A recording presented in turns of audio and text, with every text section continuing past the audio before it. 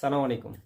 তোমাদের সবার একটা কমন প্রশ্ন যে ভাই আমরা একাডেমিকের সাথে আমাদের এডমিশন বা মেডিকেল এডমিশনের প্রিপারেশনটাকে কীভাবে আমরা নিব, বুঝতে পারছো? এটা একটা কমন প্রশ্ন। আমি তোমাকে প্রথমেই বলে রাখি, তোমার একাডেমিকের সাথে মেডিকেল এডমিশনের খুব একটা তফাৎ কিন্তু নাই, ঠিক আছে? শুধু এমসিকিউ না, এখন তোমার একাডেমিকের সাথে মেডিকেলের ভর্তি পরীক্ষার কোন জায়গায় মিল আছে সেটাকে তুমি খুঁজে বের করো, এবং যেখানে মিল আছে তোমার যে একাডেমিকের ওই পড়াটা তুমি স্ট্রং জোনে পরিণত করো, তাহলে তোমার প্রিপারেশনটা ভালো হয়ে যায়। কীভাবে আমি তোমাকে বলি সুন্দরভাবে, কয়েকটা পয়েন্টে আমি বোঝানোর চেষ্টা করবো ইনশাল্লাহ।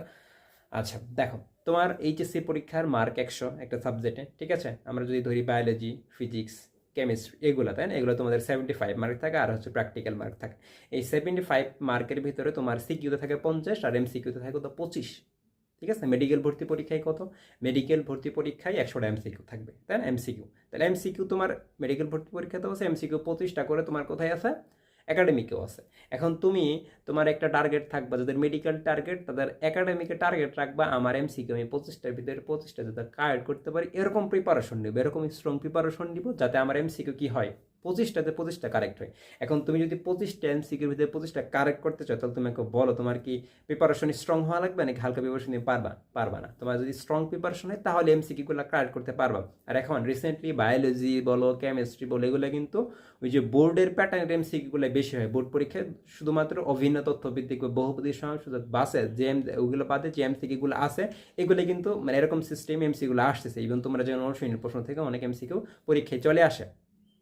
তাহলে তোমার স্ট্রং জোন হবে ওই এমসিকিউটা ভালো মতো পড়ো, তাহলে তোমার একাডেমিকও প্রিপারেশন হয়ে যাচ্ছে, সাথে সাথে তোমার এডমিশনের প্রিপারেশন আগায় রাখতেছে। এখন বায়োলজি কীভাবে পড়বো ভাই? দেখো, বায়োলজি তোমার একাডেমিকের জন্য ভালো করার লাগবে। এখন তুমি যদি বায়োলজি মূল বইটা বুঝে বুঝে ভালো মতো পড়তে পারো, তাহলে তোমার অ্যাডমিশনও আটকাবে না, একাডেমিক আটকাবে না, তাহলে তোমার একাডেমিক প্রিপারেশন হয়ে যাচ্ছে। এখন কীভাবে পড়বো? কথা হচ্ছে ভাই আমার কলেজ থাকে, আমার কলেজের পড়া থাকে, এই কলেজের পড়ার সাথে আমি সেটা কীভাবে পড়বো? তোমার আলাদা করে পড়ার দরকার নাই, ঠিক আছে? তোমার কলেজের যে পড়াটা আছে, তাহলে তোমার কলেজে এসে কোন চ্যাপ্টার পড়তেছে, অনুজীব পড়াইতেছে, তাহলে তুমি অনুজীবের চ্যাপ্টারটা ভালো মতো পড়ে নাও, মূল বইটা ভালো মতো পড়ো, আবুল হাসান স্যারের বইতে যা যা আছে সুন্দর মতো ওগুলো অর্থগুলো বুঝে পড়ো, মূল বইটা পড়ো, তাহলে তোমার এডমিশন হয়ে যাচ্ছে। সিকিউর জন্য কী কী আছে মার্ক করে রাখো, এমসিকিউর জন্য কোনগুলো বেশি আসে পরীক্ষা, কোন এমসিকিউটা বেশি আসে এগুলো মার্ক করে রাখো।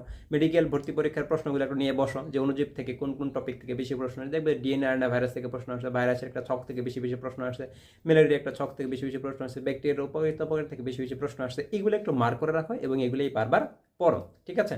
এটা হচ্ছে এইভাবে তুমি বায়োলজি প্রিপারেশন দিলা। এখন ভাই কেমিস্ট্রির জন্য তো আমার ম্যাথ সলভ করার লাগবে, ঠিক আছে? তারপরে তুমি ম্যাথ সলভ করার আগে তোমার তো একটা কনসেপ্ট থাকার লাগবে কেমিস্ট্রি সম্পর্কে, তাই না? সূত্রগুলো জানবা, তারপরে হচ্ছে কনসেপ্ট থাকা লাগবে এমসিকিউর জন্য। এগুলো মূল বই পড়বে, হাজারি স্যার মূল বইয়ের রিডিং দাও, রিডিং দেওয়ার পরে সেম সেখান থেকে কি সিকিউ টপিক আছে সেগুলো আলাদা করে সেটার জন্য সিকিউ প্রিপারেশন নিবা। আর হচ্ছে আলাদাভাবে তুমি যে এমসিকিউ যেগুলো আছে সেটা মূল বই থেকে প্রিপারেশন নিবা, মূল বই থেকে মূল বইয়ের এমসিকিউগুলো দেখে নিবা, মেডিকেল কি প্রশ্ন আসছিল এমসিকিউ সেটা দেখে নিবা, বুঝতে পারছো?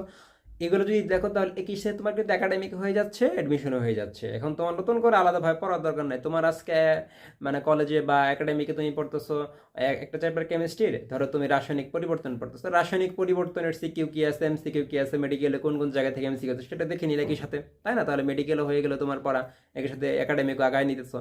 এটাই হয়, যারা এইভাবে গুছাই নিতে পারবা তোমরাই হচ্ছে এডমিশনে গিয়ে ভালো করবা, ঠিক আছে? তোমাদের সিনিয়র যারা মেডিকেলের চান্স পাচ্ছে বা আমাদের স্টুডেন্ট যারা মেডিকেলের চান্স পাচ্ছে, আমরা দেখতেছি যারা এই একাডেমি থেকে সিরিয়াস ছিল বা একাডেমিক থেকে ভালো একটা প্রিপারেশন বা গোছানোর প্রিপারেশন ছিল, তারাই কিন্তু এডমিশনও গিয়ে ভালো করে, বুঝতে পারছো?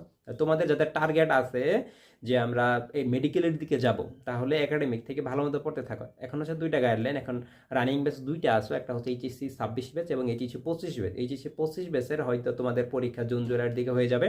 তো তোমাদের পরীক্ষা যদি জুনের দিকে হয় তাহলে ফেব্রুয়ারি থেকে তোমাদের 3 মাসের মতো সময় আছে। এখন ভাই আমরা তাহলে কি করবো? আমরা কি প্রি মেডিকেল করবো? হ্যাঁ, তোমরা হচ্ছে প্রি মেডিকেলটা যতটুকু পড়তে পারো পড়ে রাখো, ঠিক আছে? প্রি মেডিকেল মানে মেডিকেলের আগের পড়া। এখন তো এই জন্য কি ভাই আমার কোচিং করা লাগবে বা কোচিংয়ে ভর্তি হওয়া লাগবে? দেখো, মেডিকেল এডমিশন তুমি যদি টেকনিকটা জানো, কি পড়তে হবে তোমাকে, কোন বিষয়গুলো ভালো মতো পড়তে হবে, কোনগুলো মেডিকেল ভর্তি পরীক্ষায় আসে, কোনগুলো পড়া যাবে না বা কোনগুলো বেশি বেশি পড়তে হবে, কিভাবে পড়তে হবে, এই টেকনিকগুলো একটু জানলেই তোমার আসলে কোনো কোচিংয়ের দরকার নাই। কিন্তু এই টেকনিকগুলো জানার জন্য একটা কোচিংয়ের প্রয়োজন। যদি তুমি নিজে অ্যানালিসিস করে বের করতে পারো এগুলো, দ্যাটস গুড তোমার জন্য। তুমি তুমি নিজে থেকে বুঝতে পারবো, সব পড়াটা তোমার কাজ, পড়া কিন্তু তোমার কাজ। তোমাকে আমরা জাস্ট টেকনিকটা দেখা দিতে পারি, এইগুলো পড়ো, এটা এইভাবে পড়লে মনে থাকে, ঠিক আছে? এটা আমরা করতে পারি। তোমরা এই সময়টাতে পড়াটা এইভাবে গুছাও যে আমরা বায়োলজি কোনগুলো একটু পরে একটু আগে থেকে ধারণা থাকলে তুমি যখন কোচিং করবে পরবর্তীতে তোমার প্রিপারেশনটা অন্যদের চেয়ে কিন্তু অনেক আগায় থাকবে, বুঝতে পারছো? ওকে, আমরা তোমাদের বলে রাখি আমাদের 25 ব্যাচের জন্য কি টার্গেট এইবার, আমরা 25 ব্যাচের জন্য তোমাদের ফুল প্রি মেডিকেল বেচ আনবো না। সবাই প্রি মেডিকেল আনতেছে আমরা, কারণ ফুল প্রি মেডিকেল তোমার এখনো শেষ করা সম্ভব না, তোমার এইগুলো ক্লাস পরবর্তীতেই নিবে, তোমার এই এইচএসসি বা পরীক্ষার পরেই নিবে। তো আমরা এখন একটা টার্গেট রাখছি তোমাদের এইচএসসি 25 ব্যাচের একটা আমরা বায়োলজি ব্যাচ শুরু করবো প্রি মেডিকেল, যেখানে আমরা তোমাদের বোর্ড পরীক্ষার আগে বায়োলজিটাকে মেডিকেল অনুরূপভাবে পড়ায় দেওয়ার শেষ করবো, ঠিক আছে? তাহলে বায়োলজি তুমি যদি গুছায় রাখতে পারো, তোমার মেডিকেল ভর্তি পরীক্ষা 50% তুমি এমনিতে আগায় রাখবে, 60% আগায় থাকবে, বুঝতে পারছো? সবার চাইতে, কারণ বায়োলজিটা ভাস্ট পড়া, তখন পড়তে কঠিন হয়ে যায়। তুমি বায়োলজিটা আগে গুছায় নিয়ে গেলে কেমিস্ট্রি ফিজিক্সে বেশি পড়া থাকে না, বুঝতে পারছো? ওকে, এখন আসো আমরা তোমাদের এটা 3 মাসের ভিতরে আমরা শেষ করার চেষ্টা করবো। আমরা হচ্ছে যে মান্থলি বেসিসে পড়াবো তোমাদের শীঘ্রই আমি আমাদের গ্রুপে তোমাদের এটা নিয়ে অ্যানাউন্সমেন্ট করে দিব।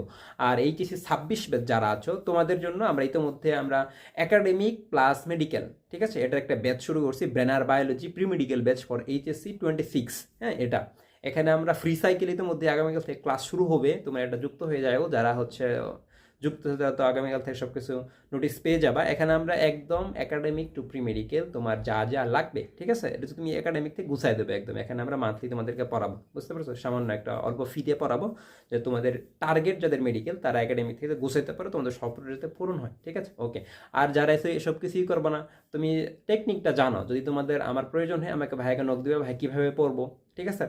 ইনশাল্লাহ তোমাদেরকে আমি উত্তর দেওয়ার চেষ্টা করবো। ওকে, আল্লাহ হাফেজ।